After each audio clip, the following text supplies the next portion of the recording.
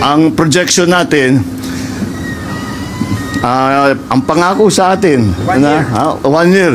So, ang pangako sa akin, pagka umulan ulit, hindi na magbabaha. So, mga 9 months na trabaho, bago dadating ulit ang ulan, hopefully by that time, hindi na tayo makakakita ng baha, kagaya ng nakita natin noon.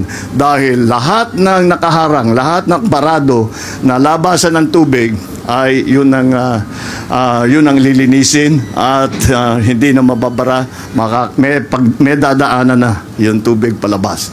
Kaya yan ang project natin. Okay, I'm sure pagbantayan ninyo, tignan ninyo kung ano yung nagiging progreso at nakakasiguro ako na malaking tulong itong ginagawa ng paglilinis. Yung mga sabodam.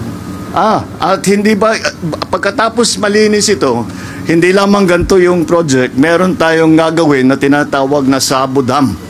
Ang Sabo Dam, yung maliliit na dam na mula sa bundok pa nagsisimula at kinokontrol yung takbo ng tubig.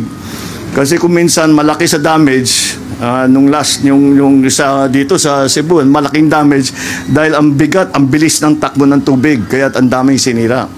Ngayon, paglalagay tayo ng Sabo Dam, yung Sabo Dam ay hindi dam yan na mangungulekta ng tubig. Ginagawa niyan, kinokontrol ang takbo ng tubig. Hindi lang nag-iisa yan.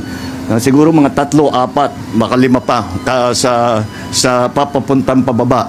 Kaya yan ang isa pang hinihingi natin ngayon na ilagay sa budget na magkaroon ng pondo para hindi lamang dito sa desiltation, kung hindi pati na yung paglagay ng Sabo Dam doon sa iba't ibang lugar kung saan dapat.